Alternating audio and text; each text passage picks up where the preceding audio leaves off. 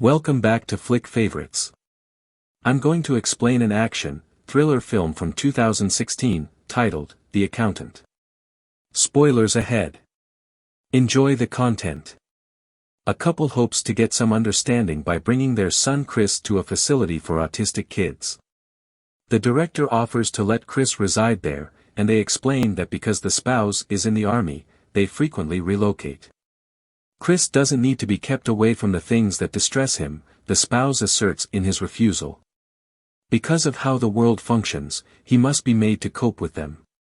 Chris works on a puzzle while reciting children's rhymes to himself in a waiting area. When he is down to the last piece, he can't find it and begins to lose it.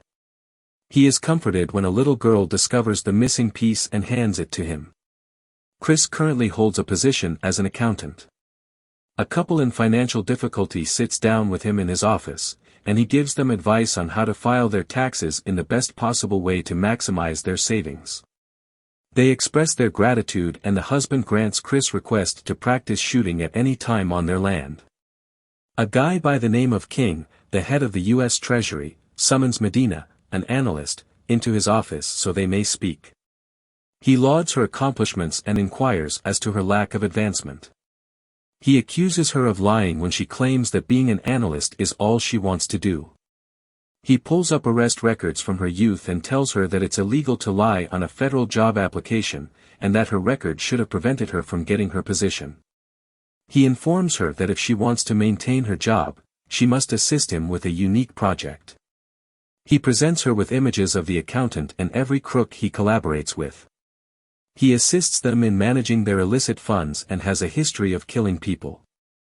King warns Medina that failure to identify this individual and settle the case by the end of the month will result in her termination. Chris fixes dinner for himself when he gets home. He rubs his shins with a wooden rod as heavy metal music is playing and strobe lights are on before retiring to bed. He recalls his mother abandoning their family when he was a child. Chris heads to bed after taking his prescription. Later, when Chris goes to his client's farm to practice shooting, the man is shocked at how skilled Chris is. Chris travels to the storage facility where his trailer is kept. He keeps a variety of pricey artworks and memorabilia inside, along with a lot of cash in various currencies. He also has a huge arsenal at his disposal. He collapses into his bed and remembers his time in jail. His cellmate served as a mentor to him, teaching him various social skills and preparing him for his job managing money for risky criminals. Chris answers his ringing phone when it wakes him awake. He should pick up some regular clients, suggests a British woman who plainly works for him, since she can sense that people are starting to be wary of him. He hesitantly decides to accept a regular customer. He enters a meeting with his brand new customers, who own a robotic prosthetics business. They want Chris to investigate what's going on after one of their internal accountants discovered that someone within the corporation is stealing money from their earnings. Chris accepts the position and promises to begin the following morning. Medina scans her collection of images before focusing on one that shows the accountant's face in part. She edits the image and submits it for evaluation to the face mapping division. Before the man can leave his car in a Swiss parking garage, Brax, a menacing man hired to hold businessmen responsible for money laundering, enters it. He demands that he cease depriving other businesses of their money while putting a pistol to his head.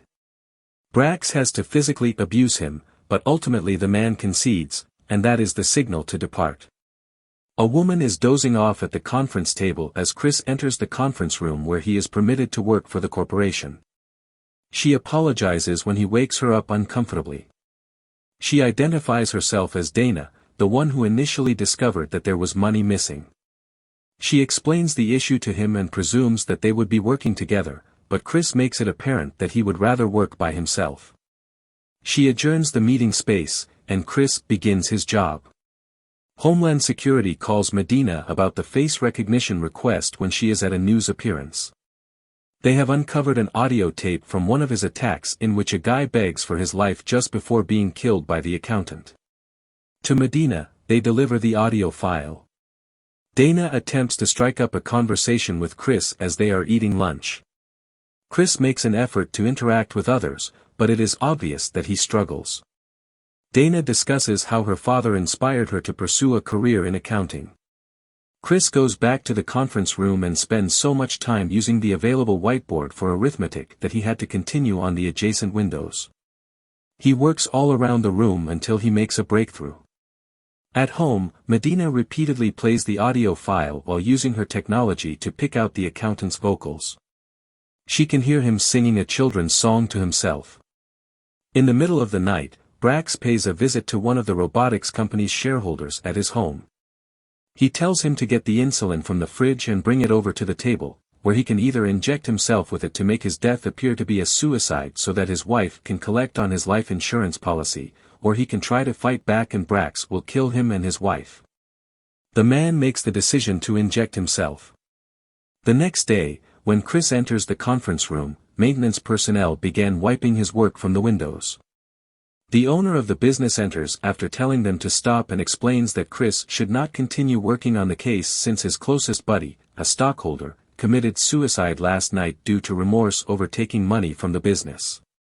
Chris is really disappointed that he was unable to complete his task. Chris returns home and engages in a hard session of shin beating with his wooden rod while turning on the strobe lights and loud metal music.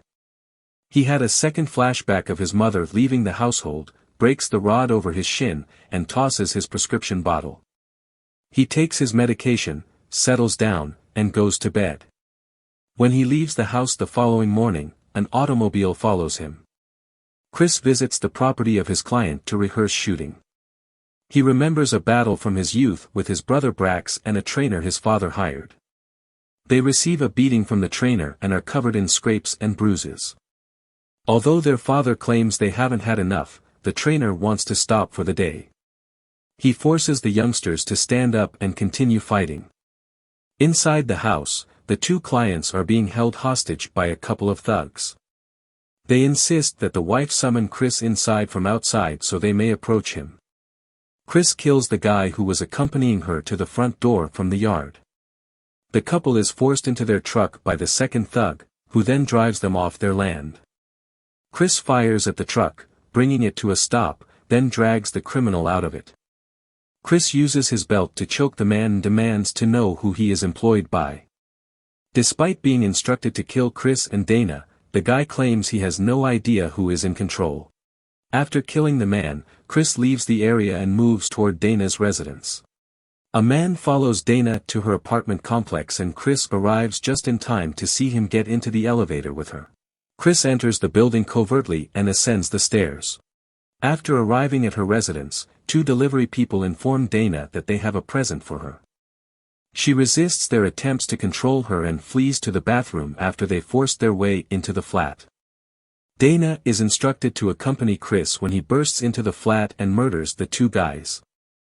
Brax receives a call informing him that the accountant has slain his soldiers. Dana is brought to Chris' trailer, where he instructs her to wait outside while she gets dressed. She enters nevertheless and observes all of his cash and weapons. She asks him about them, but he is unable to provide her with any clear responses.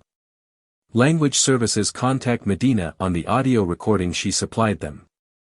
They advise her that the man she is seeking for could have been abused as a youngster or might have a neurological condition that causes him to recite the nursery rhyme under pressure. Dana quizzes Chris about his fighting skills while he hides away at a posh hotel. He tells her that his dad was in the army and made him train to be able to stand up to bullies. He also tells her that he has autism and that it's very hard for him to socialize even though he really wants to.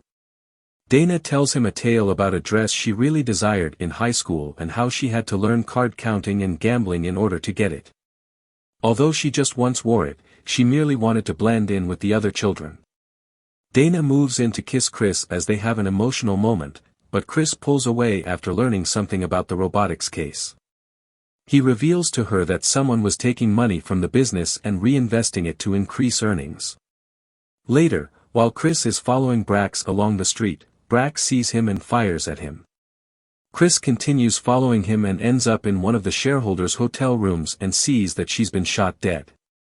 Working with the IRS employee, Medina learns the accountant's real name is Chris and that he is an accountant at a tiny firm located in a building that is tied to a number of cash companies that he owns and uses to conceal his income. When Medina phones King with this information, she informs him that Chris donates the majority of his earnings to groups that support neuroscience. Dana is dozing off on the couch as Chris returns to the motel. He remembers being tormented at school earlier that day, and his father making him and his brother fight a gang of youngsters. Chris gathers his belongings and departs after deciding it would be risky to keep Dana connected. A group of detectives is shown around Chris's home by King and Medina, who record all of his peculiar lifestyle choices. They discover that he has a sophisticated security system as well as several firearms without serial numbers. The owner of the robotics business hires Brax to install security cameras in his home in case Chris attempts to find him. King ignores the other detectives and stays in the residence with Medina to continue their conversation.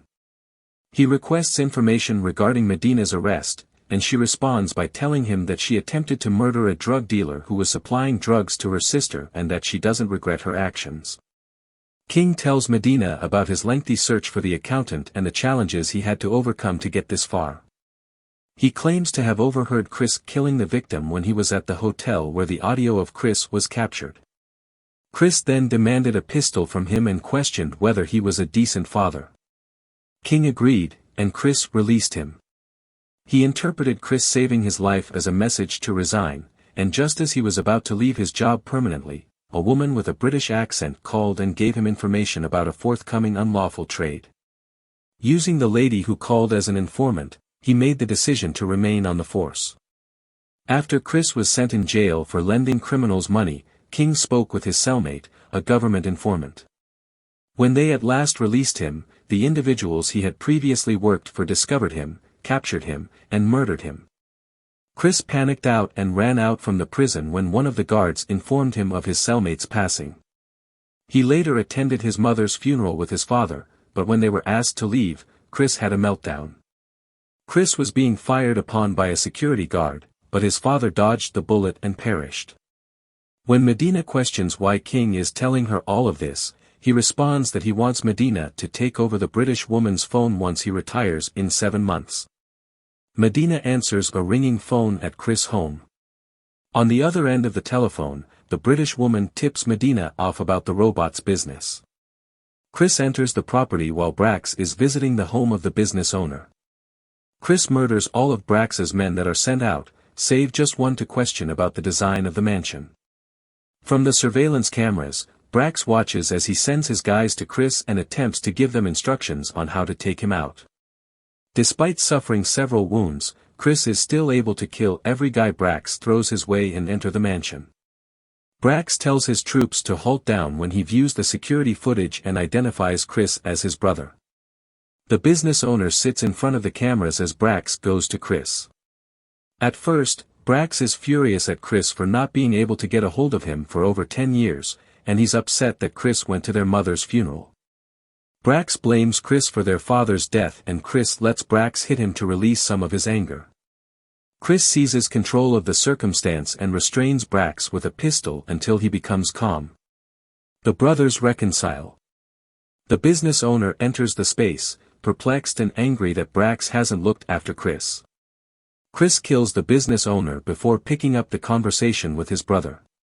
Chris offers to meet Brax in a week so they can catch up before he departs. Another family seeks guidance from the neuroscience clinic regarding their autistic kid. Justine, the director's daughter, is discovered by their son who accidentally entered one of the rooms. When Chris was younger, she was the same little girl who had assisted him with his puzzle. The director explains that Justine is nonverbal, but communicates using a very high-tech laptop. When Justine demonstrates how she communicates, the voice the computer emits is the same British woman that works with Chris. Dana goes back to her apartment to clean up and gets a delivery. She opens it to find a classic painting, but upon further inspection, she sees that the outer canvas is just concealing what's on the inside. She rips the outer layer off and reveals a very expensive painting she recognizes from Chris's trailer. Thank you for watching. Hope you enjoyed this video. Don't forget to subscribe if you want to stay updated on future videos. Leave a like to support the channel.